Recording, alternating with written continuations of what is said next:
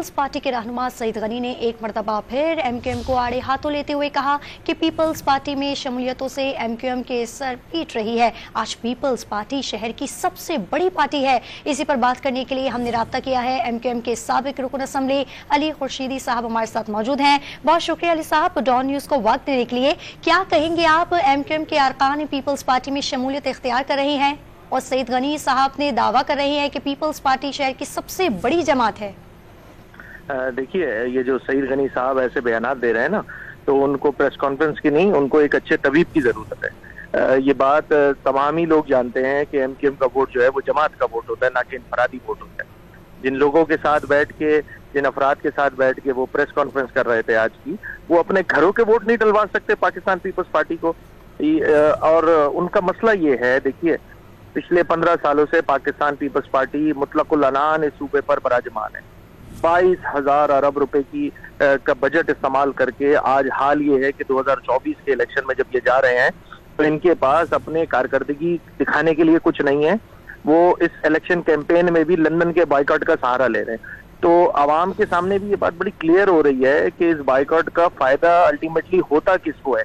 तो peoples party सबसे बड़ी बेनिफिशियरी है इस लंदन के बाइकआउट की। और दूसरी बात ये कि जो इन्होंने 15 सालों में करप्शन की, अफरा-तफरी का निजाम राइज रखा है, नौकरियां बेची हैं, इंफ्रास्ट्रक्चर खराब किया है। ये शहर कराची जो कि सूबाई दारुल खिलाफा है, इन्होंने इस शहर को वर्स्ट लिविंग सिटीज में लाके खड़ा कर दिया है। 4थे नंबर पर कराची का शुमार हो रहा है बदतरीन शहरों में। तो इनकी परेशानी तो समझ में आ रही है। और दूसरी बात ये कि जो एमक्यूएम पे लान तान कर रहे हैं, इनका मसला ये हो गया है कि पहले से मजबूत, मुतहर्रिक और फाल एमक्यूएम जो है वो इनके सामने आके खड़ी हो गई है।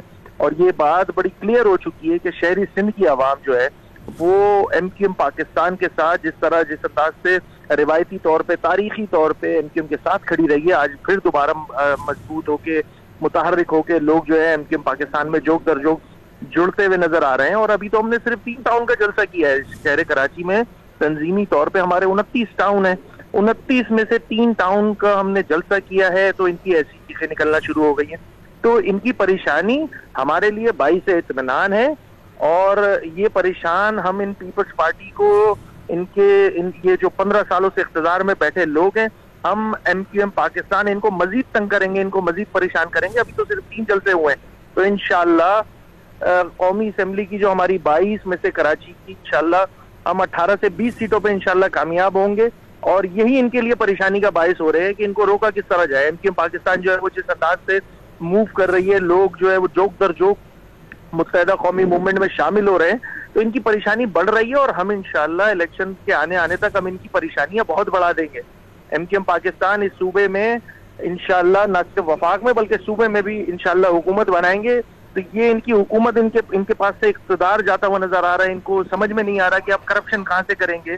तो ये रिवायती तौर पे कराची में मकबूल ही इसी काम के लिए है कि जब पीपल्स पार्टी आती है तो करप्शन का बाजार लग जाता है। तो इनकी परेशानी ये है कि अब हम करप्शन कहाँ से करेंगे, अब हम लूट खसूट कहाँ से करेंगे, अब हम नौकरियां कहाँ से बेचेंगे, अब हम शहरों को बर्बाद किस तरह करेंगे।